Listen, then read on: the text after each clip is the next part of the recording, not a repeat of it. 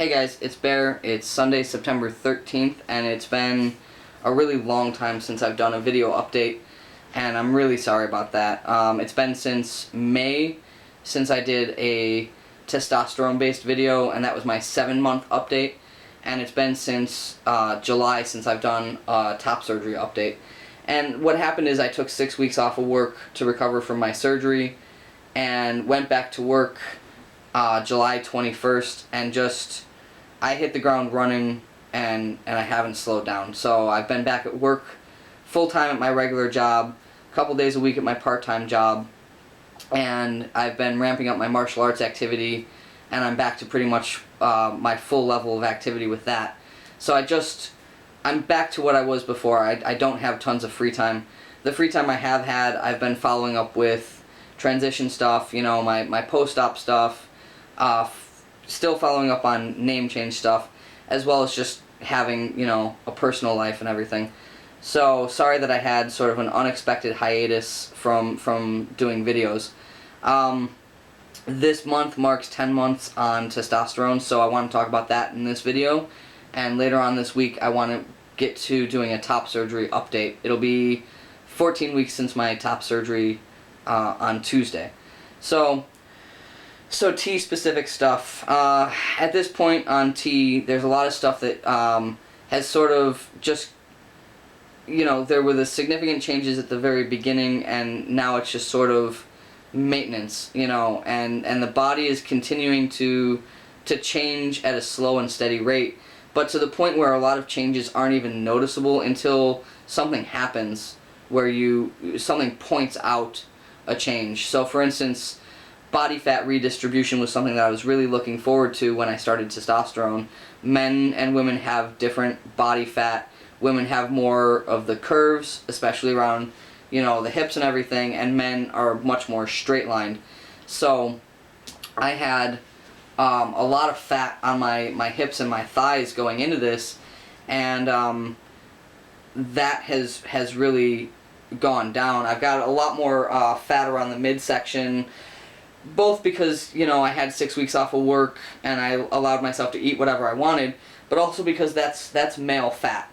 And, you know, I didn't notice that the fat around my hips and thighs had changed until I picked up a laundry basket one day and put it on my hip and started walking with it, and the basket actually slid down my hip, you know, and I didn't really think about it too much. I picked it up, I kept going, and it happened a second time, and it made me kind of step back and look in the mirror, and noticed that fat had really started to change, which is really exciting for me.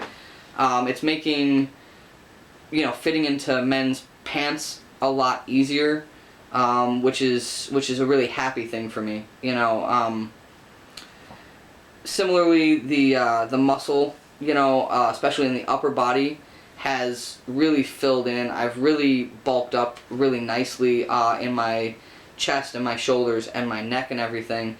And that was another thing that, you know, I was just getting ready for bed the other night, and I walked past a full-length mirror, and actually I caught a glimpse of myself in the mirror and stopped and looked again, because I just noticed how much more of a masculine shape I have now. Aside from, you know, the fact that I had my top surgery and my breasts are gone, this all just has really filled in nicely over the course of maybe the last couple of months.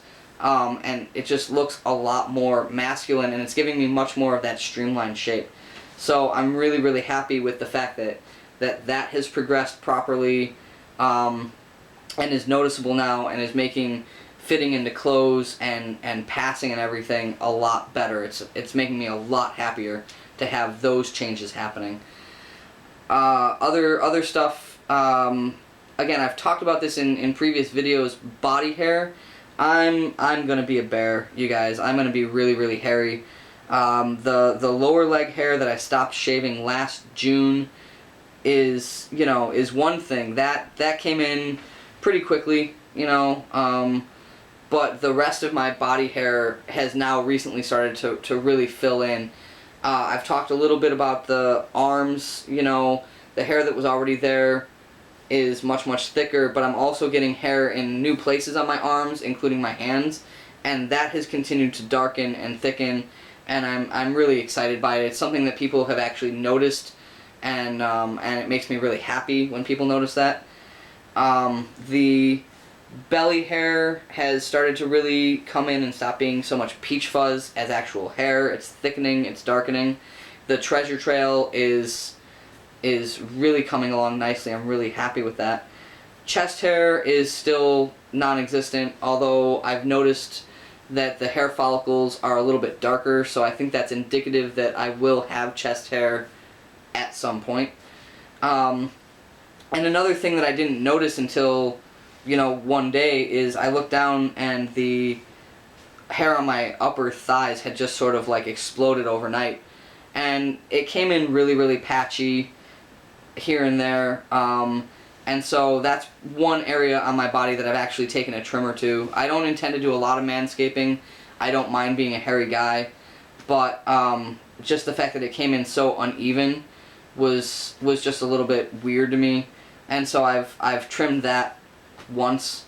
But that it was another thing that I didn't notice it coming in. I just looked down one day and, my upper legs had kind of like grown in.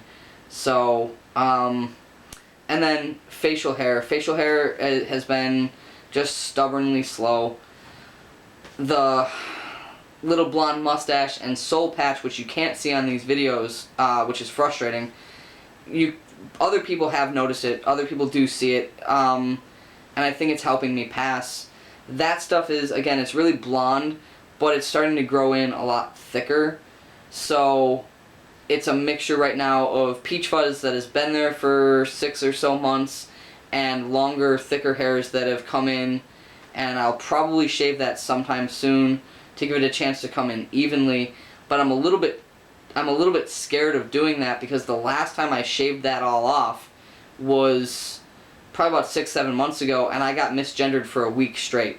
So I know logically that I've changed a lot since then, and my voice is deeper, and my face looks different, and my body looks different, and I'm passing 99% of the time. But I'm just terrified that I'm going to shave my mustache, and I'm going to go back to getting misgendered. So I will bite the bullet on that pretty soon, again, just to let it grow in evenly, but I'm a little bit nervous about it. The rest of the facial hair is growing in, on the cheeks, still kind of peach fuzz or blonde hairs intermixed, and then underneath the chin is coming in a lot darker and a lot more significant. I've continued to shave that pretty regularly, just as a maintenance thing, because when it does come in after about a week, the stuff that is noticeable is really uneven and scraggly, and so, I've just felt the need to do some maintenance on it. And there's a general argument about whether or not shaving will stimulate the hair follicles and make your hair grow in. What it does do for sure is it sharpens the ends so that as it grows in, it looks thicker. So I've been shaving fairly regularly, once or twice a week, just for maintenance, and I'll continue to do so. Last thing, as far as changes from testosterone that I want to talk about, is acne. When you start hormone replacement therapy, you are basically kicking your body into a second puberty. And you'll hear us say that as trans people a lot. You'll hear us say first puberty, second puberty. I knew going into HRT that I was going to have a problem with acne. Mostly because I had really bad acne as a teenager during my first puberty. I continued to have bad acne throughout my 20s and early 30s.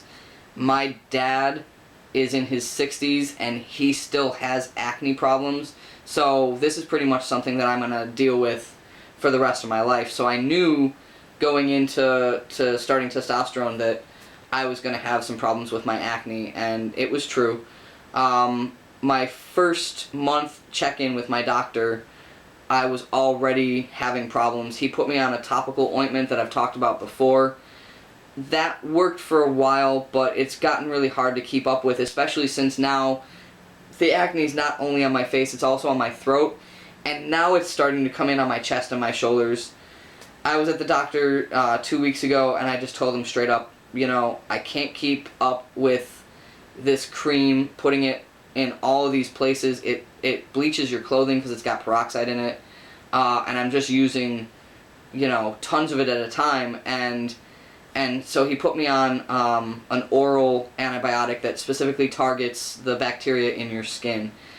But I'd like to take a second here to stop and talk about, the fact that people are noticing my acne, and that just makes me really, really unhappy. If there's one thing that people have noticed, again, body hair, voice change, body shape change, people notice those things and they point it out to you, and it makes you feel really good.